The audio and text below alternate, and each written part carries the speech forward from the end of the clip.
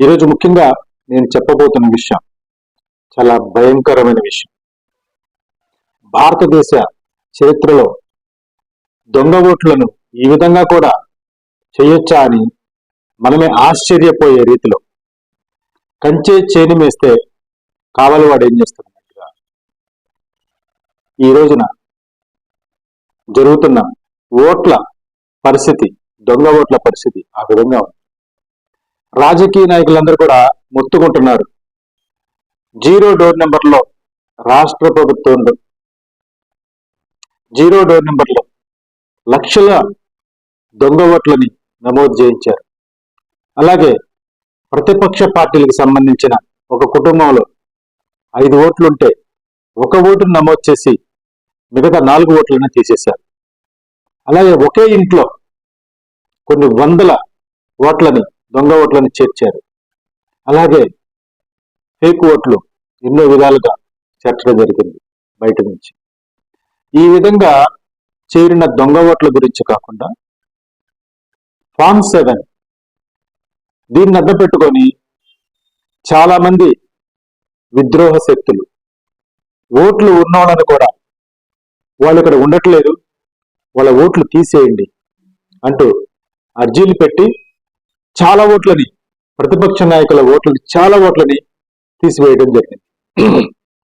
ఈ scam బయటపడటంతో EC కొరడా జలిపించి కొన్ని ఓట్లని తీసివేయటం, కొన్ని ఓట్లను ఉంచటం జరిగింది. అయితే ఈ మధ్య కాలంలో ఎవ్వరూ ఊహించని ఒక పెద్ద స్కామ్ బయటపడింది. అది స్కామ్ చేసింది బాధ్యత గల ఒక పెద్ద ఆఫీసర్లని తెలిసి ఔరా అంటూ భారతదేశమే ముక్కు మీద వేలు వేసుకునే పరిస్థితి వచ్చింది. ఏమిటి ఆ స్కామ్? దానివల్ల ఏం జరిగింది? ప్రజాస్వామ్య వ్యవస్థలో బలమైనది ఓటు హక్కు. ఈ ఓటు హక్కు వినియోగించుకోవడానికి అందరూ కూడా ఎవరైతే బాగుంటుందని ఆలోచించి మరి ఆ ఓటుని వినియోగించుకోవడం జరుగుతుంది. కానీ ఆ ఓటు మనకి వేసే హక్కే లేదండి అని చెప్తే, మనం వేసేటప్పటికి ఆ ఓటే లేదని చెప్తే మన పరిస్థితి ఎలా ఉంటుందో ఒక్కసారి ఊహించుకోవడం కూడా చాలా బాగా కలుగుతున్న విషయం. అయితే ఇటీవల 2021 సంవత్సరంలో జరిగిన లోక్సభ ఉప ఎన్నికల్లో ఈ స్కాము భయంకరంగా జరిగింది. కానీ అది ఇటీవలే బయటపడింది. అది ఏ విధంగా బయటపడింది, దానివల్ల ఏం జరిగింది అనేది మీకు తెలియజేస్తాను. మనకి ప్రస్తుతం అన్నమయ్య జిల్లా కలెక్టర్గా ఉన్న గిరీషా గారు 2021లో జరిగిన లోక్సభ ఎలక్షన్స్ లో ఈఆర్ఓగా తిరుపతిలో పనిచేశారు. వారు పనిచేసే సమయంలో వారి ఎలక్షన్ ఐడిని వారి కింది స్థాయి ఉద్యోగులకి ఇవ్వడం జరిగింది. ఈ ఐడి ద్వారా వాళ్ళు ఓటర్ లిస్ట్ని డౌన్లోడ్ చేసుకొని దానిలో ఫోటోల్ని మార్పింగ్ చేసి, అలాగే ఈ ఐడి ద్వారానే ఎపిక్ కార్డ్స్ని డౌన్లోడ్ చేసుకొని దాంట్లో ఫోటోలు మార్పింగ్ చేసి ఓటర్ లిస్ట్కి, ఎపిక్ కార్డ్స్కి ఒకే ఫోటో ఉండేలాగా దొంగ ఫోటోలు మార్పింగ్ చేసి సుమారు 34,000 ఓట్లపై చిలుకు ఓట్లని వాళ్ళు ఈ విధంగా స్కామ్ చేయగలిగారంటే పెద్ద అనుమానం కూడా వస్తుంది.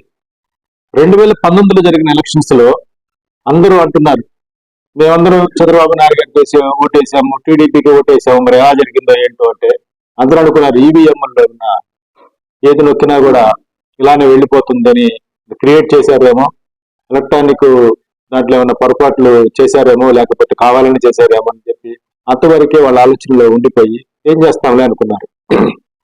కానీ ఇప్పుడు జరిగిన స్కామ్ చూస్తుంటే ఇది ఖచ్చితంగా అప్పుడు కూడా ఇలానే జరుగుతుందేమో అనే అభిప్రాయంలో మన ప్రతిపక్ష నాయకులందరూ కూడా ఉన్నారు. అందువల్ల పట్టుపట్టి ఇదే విధానంలో వీళ్ళు రాబోయే ఎలక్షన్స్ లో వాళ్ళ ఓటింగ్ శాతం పెంచుకోవడం కోసం ఈ విధంగా స్కాములు చేసి, మార్పింగ్లు చేసి ఇంకా ఎన్ని లక్షల ఓట్లు ఈ విధంగా క్రియేట్ చేశారనే ఆందోళనలో ప్రతిపక్ష పార్టీలు ఈ రోజున ఉన్నాయి. అందుకనే వాళ్ళందరూ కూడా ఆందోళన బాట పట్టారు.